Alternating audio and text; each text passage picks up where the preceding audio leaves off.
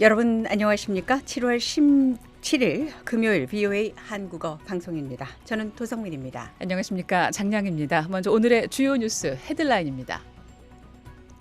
미군 중부사령부는 이란 내 지휘통제센터 등 여러 지역에 있는 목표물들을 추가로 공격했다고 밝혔습니다.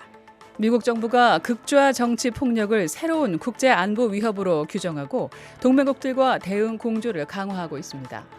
북한 주민의 인권과 자유를 촉구하는 집회가 워싱턴 연방의사당 앞에서 열렸습니다. 미 전역에서 온 한인 청소년들과 탈북민 그리고 연방의원들이 참여했습니다. 여러분께서는 지금 VOA 한국어 방송을 함께하고 계십니다. 이 시간에는 먼저 오늘의 주요 뉴스 전해드리고 미주 한인 청소년과 탈북민이 워싱턴 DC에서 진행한 북한 인권 행사 소식 디브리핑에서 알아보겠습니다. 오늘의 이해 뉴스에이를 돕는 익스플레이너 순서에서는 미국의 대학 등록금 알아보겠습니다. 네, 2026 FIFA 월드컵 이제 결승으로 향하고 있습니다. 특집 오늘의 월드컵 순서에서 자세한 내용 들으시고요. 미국의 독립혁명을 이끈 상징 자유의 기둥과 또 자유의 깃발 이야기 아메리카 250에서 전해드립니다. 이어지는 인터뷰 순서에서는 나토와 인도태평양 4개국의 협력이 갖는 의미 전문가 견해 듣겠습니다. 한국 사회의 주요 뉴스 살펴보는 한국은 지금 또 미국 화제 알아보는 구석구석 USA. 오늘은 자원봉사와 기부 캠페인 소식 전해드리겠습니다. 오늘의 첫 소식입니다. 미군 중부사령부는 이란 내 지휘통제센터 등 여러 지역에 있는 목표물들을 추가로 공격했다고 밝혔습니다. 도널드 트럼프 미국 대통령은 미국이 조만간 이란을 패배시킬 것이라면서 이란은 간절히 합의를 원하고 있지만 합의에 도달할지 아니면 완전히 끝내버릴지는 끝까지 지켜봐야 할 것이라고 밝혔습니다. 김정우 기자입니다. 미국 중부사령부는 미군이 이란의 지휘통제센터들을 타격했으며 호르무즈 해협과 인접한 이란 남부 해안 도시 반다르 아바스를 포함한 여러 지역에 대한 추가 공습 작전을 완료했다고 밝혔습니다. 미국 중부사령부는 15일 늦게 사회연결망 서비스인 X에 올린 글에서 미군이 이란의 방공망 시설과 미사일 드론 전력, 해안 감시 시설 등을 추가로 타격했다고 밝혔습니다. 또 이번 공격은 호르무즈 해협을 통과하는 상업용 선박에 승선한 민간 선원들을 위협할 수 있는 이란의 능력을 더욱 약화시키기 위한 것이라고 다시 설명했습니다. 미군의 이번 공격은 15일 늦게 시작돼 16일 새벽까지 이어졌습니다. 앞서 도널드 트럼프 미국 대통령은 이란이 협상 테이블로 나와 미국과 합의에 나서지 않을 경우 공습 대상이 발전소와 에너지 시설 등으로까지 확대될 것이라고 밝혔습니다. 이란의 공격으로 세계 에너지 공급량의 약 5분의 1이 통과하는 호르무즈 해협의 안전에 대한 우려가 커지면서 국제 유가는 다시 올랐습니다. 트럼프 대통령은 미국의 군사작전이 국제 유가에 큰 영향을 미치지 않았다고 주장하면서 이란과의 갈등이 진정되면 시장도 안정을 되찾을 것이라고 전망했습니다. 그러면서 유가가 조금 오르긴 했다. 이는 이란이 따라야 할 규칙을 따르지 않아 내가 강경한 조치를 취할 수밖에 없었기 때문이다라며 우리가 약간의 군사 행동을 취했지만 상황이 진정되면 유가는 배럴당 55달러 수준까지 내려갈 것으로 생각한다. 어쩌면 그보다 더 낮아질 수도 있다고 말했습니다. 이런 가운데 이란은 16일 미국의 호르무즈 해협 개입을 결코 허용하지 않을 것이라며 이를 넘어서는 안 될 선이라고 경고했습니다. 또 이란군은 중동 지역의 다른 원유 수출 통로들도 차단할 수 있다고 위협했으며 이날 쿠웨이트와 바레인, 요르단 등 주변 국가들에 대한 공격을 이어갔습니다. 해당 국가들은 모두 이란이 발사한 미사일이나 드론 등을 요격했다고 밝혔습니다. VOA 뉴스 김정우입니다. 미국 정부가 극좌 정치 테러를 새로운 국제 안보 위협으로 규정하고 대응 수위를 높이고 있습니다. 마코 루비오 미 국무장관은 16일 파트너 국가들과 극좌 폭력 대응 방안을 논의하는 장관급 회의를 주관합니다. 김현숙 기자가 보도합니다. 마코 루비오 미국 국무장관이 16일 극좌 정치 테러의 재확산에 초점을 맞춘 장관급 회의를 주관합니다. 이번 회의에는 서반구와 유럽, 아시아의 파트너들이 한자리에 모입니다. 미국 국무부는 언론 공지를 통해 이번 7월 16일 회의는 정보 공유를 확대하고 국제 법 집행 협력을 강화하며 극좌 폭력 대응을 위한 국제 공조 체계를 확대하는 것을 목표로 한다고 밝혔습니다.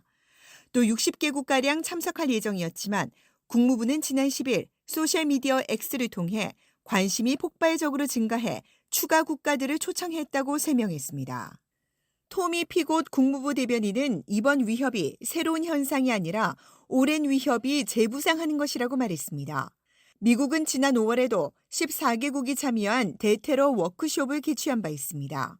지난 2025년 11월 이래 미국은 안티파 오스트, 비공식 아나키스트, 즉 무정부주의 연맹 국제혁명전선, 무장 프롤레타리아 정의, 혁명계급 자위대 등 4개 극좌 단체를 외국 테러 조직과 특별 지정 국제 테러 조직으로 지정했습니다.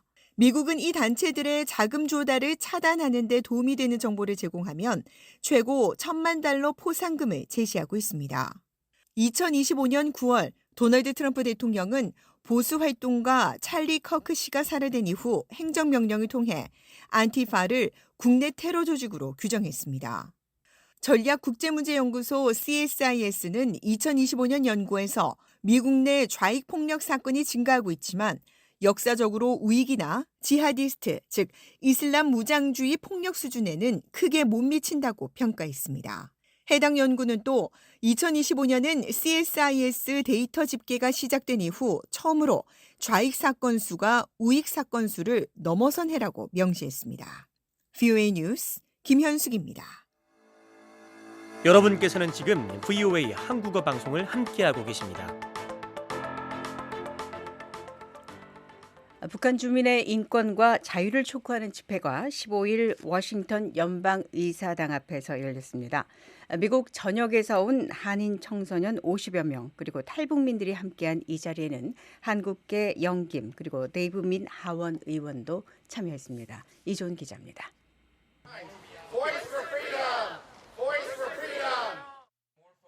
워싱턴 연방의사당 앞 잔디밭. 화씨 100도, 섭씨 약 37.8도가 넘는 폭염 속에 미국 전역에서 온 한인 청소년 50여 명과 탈북민들이 모였습니다. 이들은 북한 주민들의 자유를 위해 한 목소리로 외쳤습니다.